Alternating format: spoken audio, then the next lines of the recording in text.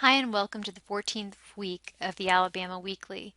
In this fourth grade assignment, we will be discussing how the civil rights movement impacted Alabama, the economics, history, civics, and government at this time. Things certainly changed because of this. The civil rights movement, or the 1960s civil rights area, basically was a social movement to end racial segregation and discrimination against African Americans.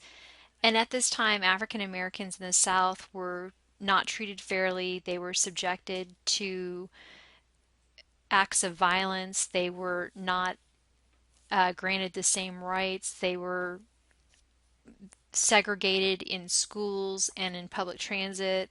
And so things were not really good. So, with this legislation, sort of led by Dr. Martin Luther King Jr., there was movement for equality, and this eventually led to the Voting Rights Act of 1965 and the Civil Rights Act of 1968.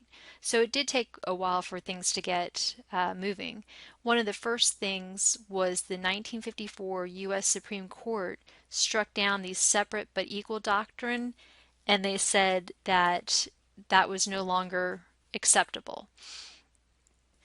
In Alabama specifically, the civil rights movement was strong. There was a march from Selma to Birmingham. There were the 1955 case where Rosa Parks refused to give up her seat on a bus, which led to the Montgomery Bus Boycott. 10 years later, Martin Luther King Jr. He started a series of marches, and one of the most famous was this one from Selma to Montgomery. It ended in the beating of the demonstrators by the state troopers and the sheriff's police, and that's horrible.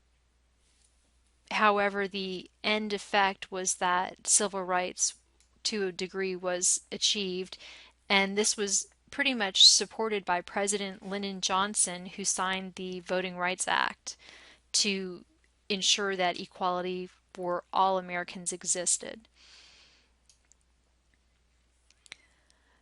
The Montgomery bus boycott started with Rosa Parks refusing to give up her seat on December 1st of 1955. It lasted over 1 year. It lasted 381 days, and people refused to take the buses. So the buses were losing money, and they were either having to walk or catch rides or find alternate transportation to get to their jobs and other places. So this really hurt the buses, and this was one of the longest boycotts, and it was considered a peaceful demonstration because they weren't hurting anybody. They were just saying, we refuse to take the bus. Birmingham was doing really well because of the steel industry and because of all the natural resources in the area.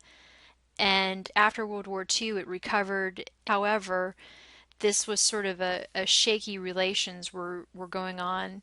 And some of that was started by the Alabama governor at the time, George Wallace. He was not really helpful in helping to desegregate. This was a very bad time as people were trying to promote civil rights. So there were a lot of bad tensions at this point, especially seen in Birmingham. Again, with the Selma to Montgomery March, Dr. Martin Luther King was one of the leaders for this, and it was an effort to get Southern voters, black voters, registered, and they were protesting from Selma to the state capitol, where they were met by state and local authorities, which we just discussed. However, this did lead to Congress passing the Voting Rights Act, which guaranteed the right to vote. This was awarded by the 15th Amendment. The 1964 Civil Rights Act came later, and this banned discrimination based on race, color, religion, sex, or national origin in the hiring of employment. And this was proposed by John F. Kennedy, but as he was assassinated, Lyndon B. Johnson was actually the one who put it into effect. There were many additional acts that were promoting equality for the African Americans that followed this Civil Rights Act of 1964. One was the Voting Rights Act of 1965 that we just discussed. And much of this came out of the 16th Street Baptist Church bombing, as many people were not thrilled with the way things had turned. This was a turning, the 16th Street Baptist Church bombing was seen as a turning point toward to get momentum for the Civil Rights Act of 1964. And the 16th Street bombing occurred in Birmingham, where there were a lot of racially segregated, and bombings were a regular occurrence. And it get the civil rights movement going, and many laws, Voting Rights Act and the Civil Rights Act, did come out of this.